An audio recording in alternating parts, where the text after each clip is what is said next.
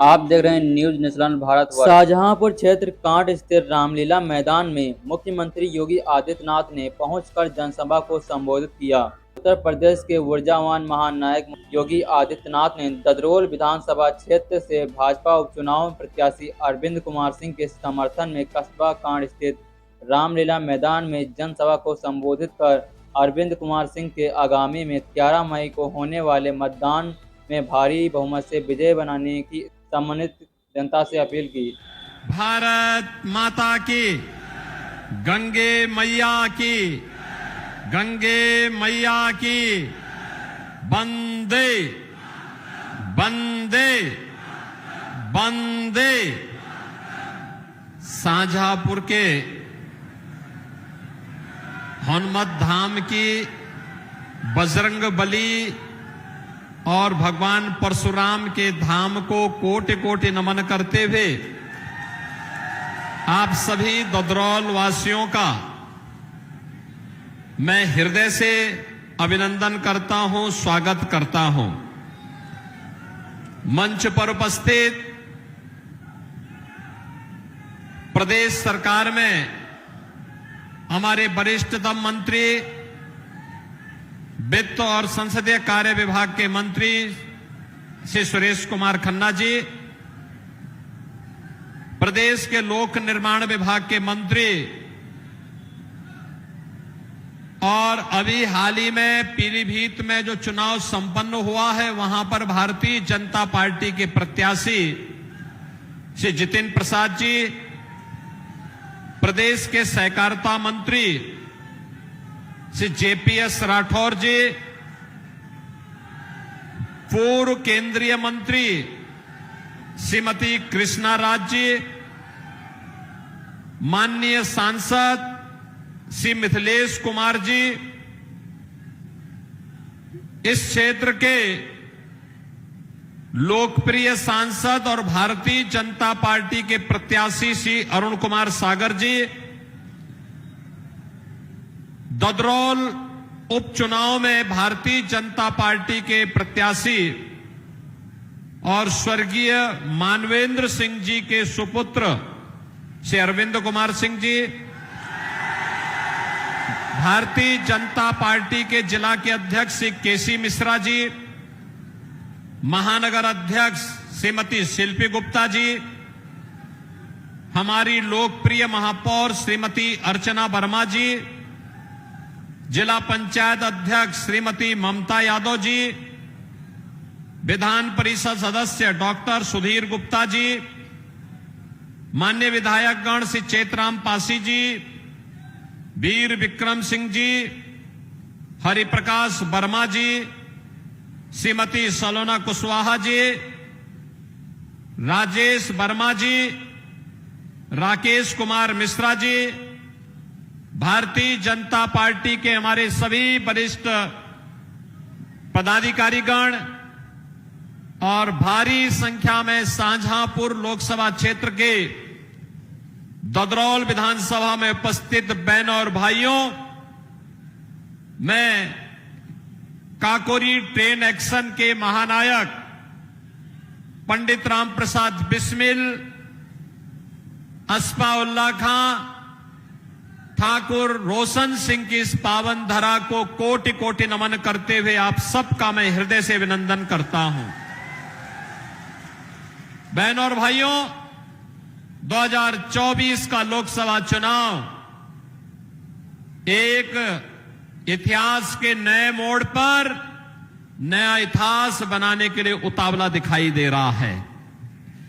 Samajwadi party और कांग्रेस के नेताओं के चेहरे से उड़ी हुई हवा इस बात को प्रदर्शित करता है कि चुनाव के आधे समर में ही उन्होंने हार स्वीकार कर ली है।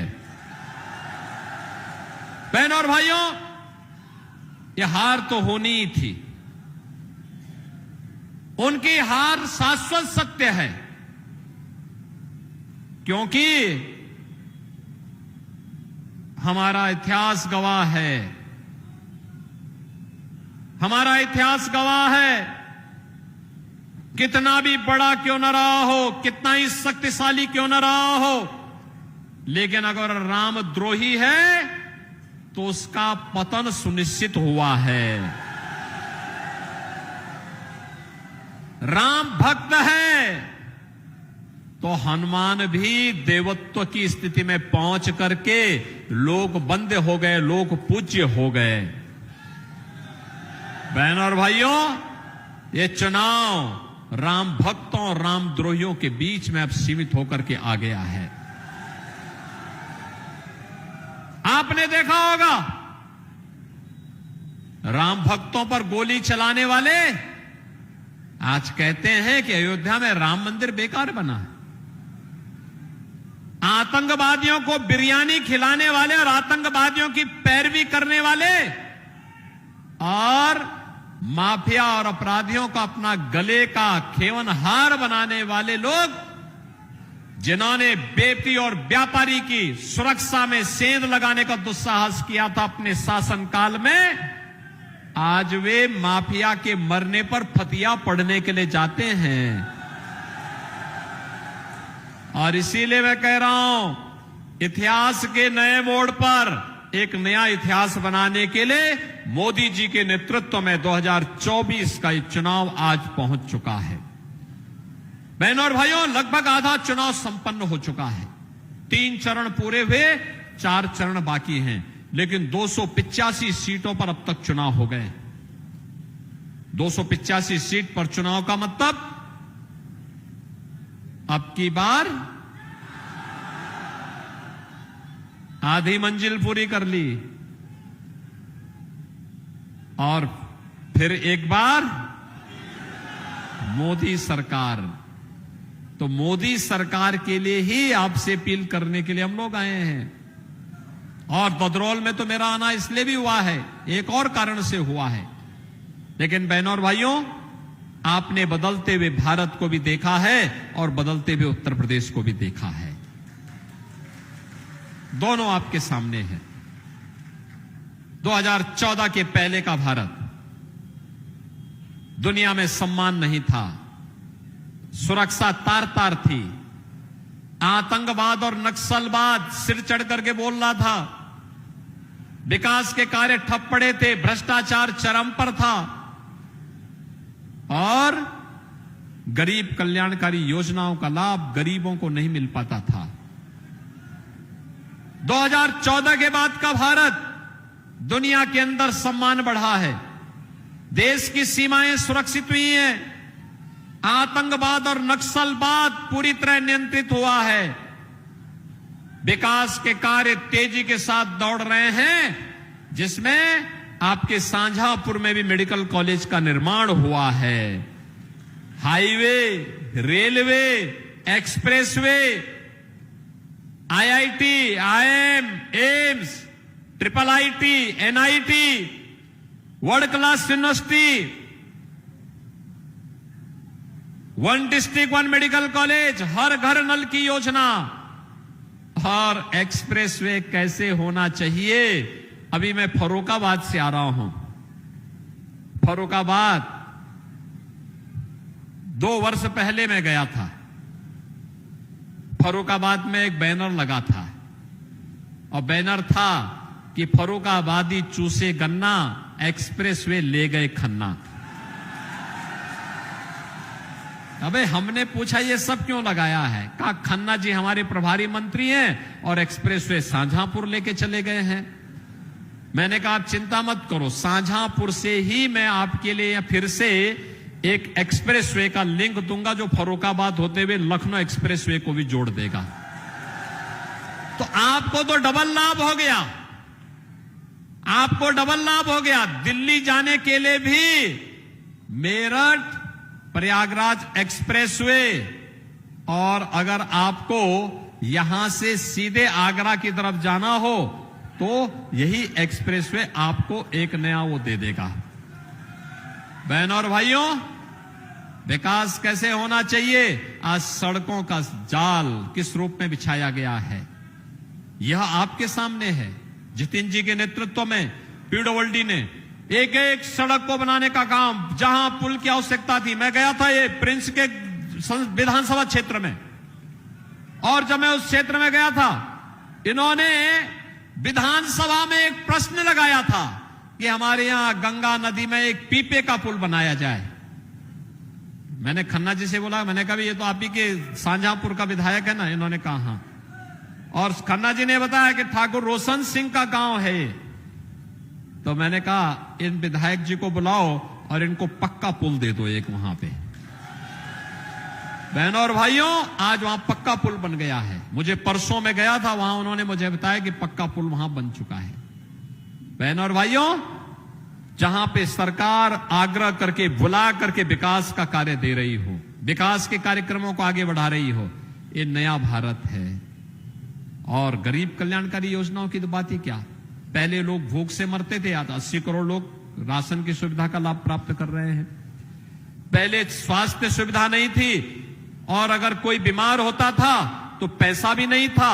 आज 5 लाख रुपए की सुविधा हर वर्ष 60 करोड़ लोगों को देश में मिल रही है। और यूपी में तो हमने व्यवस्था की, कोई गरीब बीमार हो जाता है, आयुष्मान कार्ड नहीं है तो मैं कहता हूं विधायक, सांसद, पूर्व विधायक, पूर्व सांसद, कोई पदाधिकारी, कोई नहीं, पीड़ित स्वयं ही पत्र भी लिख देता है, हम उसको पैसा उसके खाते में भेज के कहते हैं भैया ये उपचार करा लो, निश्चिंत होकर उपचार कराना, चिंता मत करना, चिंता सरकार करेगी, क्योंकि पैसा मेरे घर का नहीं है, आप ही का पैसा है। और आपका पैसा आपके उपचार में खर्च हो जाए तो इससे बड़ी खुशी की बात और क्या हो सकती है।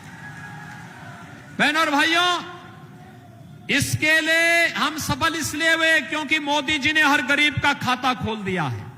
जनधन अकाउंट, पैसा सीधे गरीब के खाते में जाता है। बहनों और भाइयों, किसान को किसान सम्मान निधि, गरीब के घर में शौचालय, हर गरीब के घर में रसोई गैस का सिलेंडर, हर गरीब को मकान मिल गया, हर गरीब के घर में बिजली का कनेक्शन मिल गया। और सहकारिता के माध्यम से आर्थिक स्वावलंबन का मार्ग भी यही शाहजहांपुर से जेपीएस राठौर भी उस कार्यक्रम को आगे बढ़ा रहे हैं। बहनों और भाइयों, एक साथ कैसे विकास के कार्यक्रम आगे होने और गरीब कल्याण योजनाएं कैसे बढ़ सकती हैं, यह तो चल ही रहा है, साथ साथ ये भी चल रहा है कैसे हम लोग हर एक व्यक्ति को सुरक्षा का बेहतर माहौल दे सके। आपने पिछले 7 वर्ष में यूपी में कहीं दंगे का नाम सुना है क्या? आज दंगा नहीं होता है। कर्फ्यू का नाम सुना है यूपी में? अब कर्फ्यू नहीं लगता है, अब तो कावड़ यात्रा निकलती है धूम धड़ाके के साथ में। बहनों और भाइयों, अब तो माफिया और अपराधी अपने गले में तख्ती लटका करके चलते हैं, कहते हैं कि एक बार बस जान बकस दो, हम ठेला लगा करके परिवार का पेट भर देंगे, किसी से रंगदारी नहीं वसूली करेंगे। बहनों और भाइयों, ये इसलिए जिससे हमारे नौजवान के हाथ में तमंचा नहीं बल्कि टैबलेट आए और स्मार्ट यूथ के रूप में दुनिया को नेतृत्व दे सके। ये माहौल इसलिए जिससे हर बेटी सुरक्षित हो सके, ये इसलिए हर अन्नदाता किसान खुशहाल हो सके, हर व्यापारी को अपने व्यापार को आगे बढ़ाने का अवसर प्राप्त हो सके, इसके लिए सरकार काम कर रही है। बहनों और भाइयों, ये भी है और आपकी विरासत का सम्मान। विरासत का सम्मान क्या होता है? यही है, अयोध्या में रामलला का भव्य मंदिर बन गया है, ये राम भक्त ही बना सकते थे। काशी में काशी विश्वनाथ धाम बन गया है और शाहजहांपुर में हनुमत धाम भी, वहां पे रोपवे जाने जा रहा है, परशुराम धाम भी, और साथ साथ यहां पर पंडित राम प्रसाद बिस्मिल, अस्फाउल्लाह खां, ठाकुर रोशन सिंह का भव्य म्यूजियम और स्मारक भी शाहजहांपुर में बन गया है। बहनों और भाइयों, यह है विरासत के प्रति सम्मान। जिन लोगों ने अपने स्वयं के पूर्वजों को जो धक्का देके बाहर करते हो, उन लोगों से विरासत के सम्मान की बात बेमानी है। और मैं आपसे यही कहने के लिए आया हूं, भारतीय जनता पार्टी विरासत और विकास दोनों को एक साथ जोड़ करके भारत को दुनिया की सबसे बड़ी ताकत के रूप में स्थापित करना चाहती है। और इसके लिए ये जो काम है, जो परिवर्तन हुआ है, ये मोदी जी का चमत्कारिक यशस्वी नेतृत्व है। और इसीलिए 2024 का ये चुनाव इतिहास के जिस मोड़ पर खड़ा हो चुका है, वो नया इतिहास बना करके रहेगा। और उस नए इतिहास के लिए आपका आह्वान करने के लिए आज मैं आपके बीच आया हूं। बहनों और भाइयों से